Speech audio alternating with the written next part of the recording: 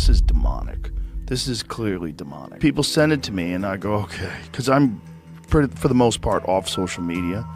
And if we found 6 men that they were hiding in 2 hours, imagine how many men they are covering up for in those 3 million. There's one question that refuses to go away in the Epstein case. If the operation was real, then where are all the names? One by one, pieces are coming out, but never the full picture. And the deeper you look, the more it feels like something is still being hidden. Ghislaine Maxwell. Ghislaine Maxwell is the only person who has been fully convicted and is currently serving time for her role in the Epstein operation. She was described as the organizer, the one who arranged meetings, coordinated logistics, and made the entire system function.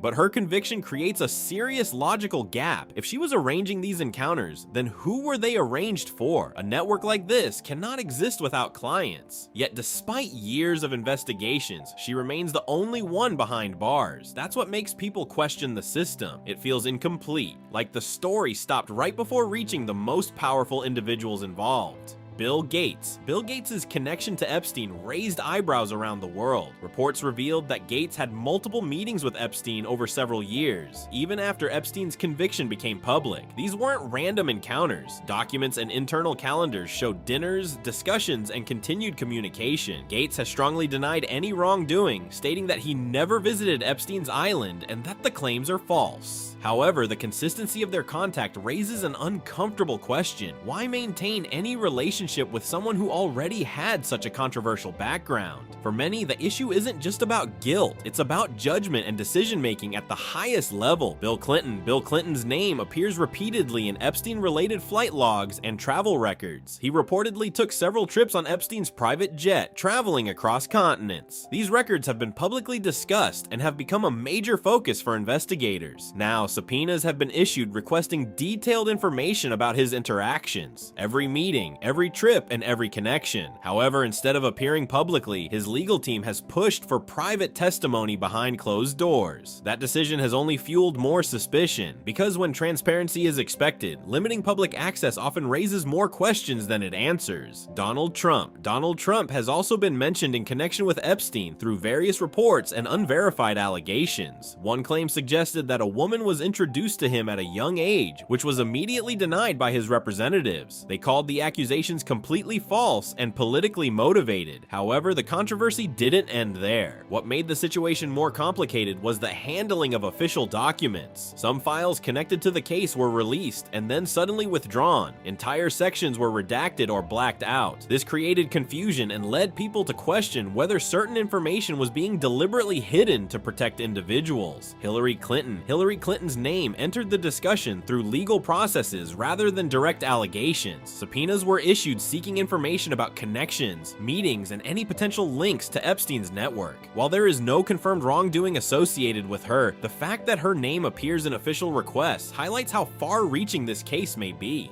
It suggests that the investigation is not limited to one sector, but instead touches multiple layers of political and social influence. The presence of such high-profile names reinforces the idea that this network may have been much larger than initially believed. Maria Farmer is one of the earliest witnesses who publicly spoke about Epstein's activities. She worked inside his environment and provided first-hand accounts of what she saw. According to her, influential individuals were constantly coming and going. These weren't unknown visitors, these were powerful figures from politics, business, and even royal backgrounds. Her testimony played a major role in shaping public understanding of the case. She described a system that felt organized and protected, not random or isolated. Her statements suggest that Epstein's operation wasn't just about individual actions. It was part of a much larger network. Virginia Giuffre became one of the most recognized voices speaking out about Epstein. She warned that people were selectively choosing what to believe. Some focused only on certain names while ignoring others, depending on their bias. Her message was clear. The truth isn't one-sided. According to her, the problem isn't just what's known, but what's being ignored. And that selective attention is exactly what allows powerful individuals to avoid scrutiny.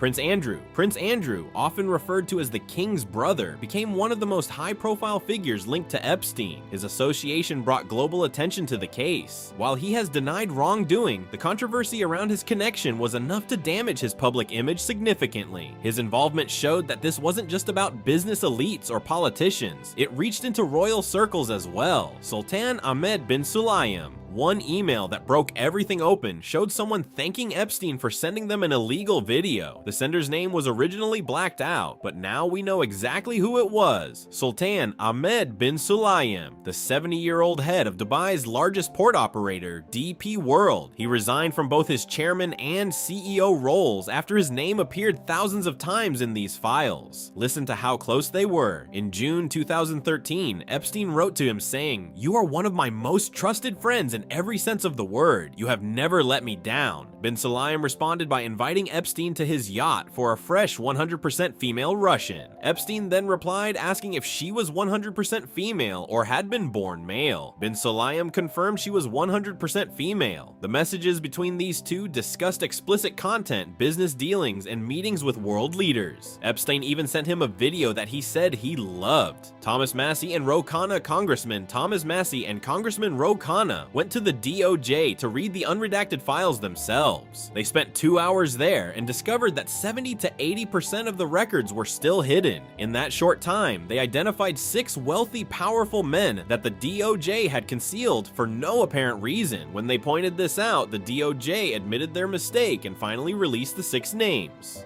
And billionaire businessman Les Wexner, who the FBI had actually labeled as a co-conspirator, Peter Mandelson. Then there's Peter Mandelson, the former EU Trade Commissioner. The latest files uncovered photos of Mandelson with no trousers on next to an anonymous woman. Even worse, while serving as business secretary, this Labour MP leaked sensitive UK government tax plans to Epstein. He advised the convicted offender on how to threaten the Treasury over a banker's bonus tax. He told Epstein he was trying hard to change policy from within at Epstein's request. The documents also show multiple payments of thousands of pounds from Epstein to Mandelson or his husband, some of them made after Epstein's 2008 conviction for soliciting children as young as 14. After these links came to light, Mandelson said he felt regretful and sorry, stepping down from the Labour Party while repeating an apology to the women and girls impacted by Epstein's crimes. When you connect all these names, a pattern starts to appear. Witnesses speak out, documents get released, then removed. Some names are exposed, while others stay hidden behind blacked out pages. And despite everything, only one person remains officially punished. That's why the biggest question still stands. Where is the full list? Because if even a fraction of this is true, then this isn't just a scandal. It's leverage, it's power, and it could mean that some of the most important decisions in the world were influenced by secrets that were never meant to come out. And if those hidden files are ever fully revealed, this story might not just continue, it could completely change everything.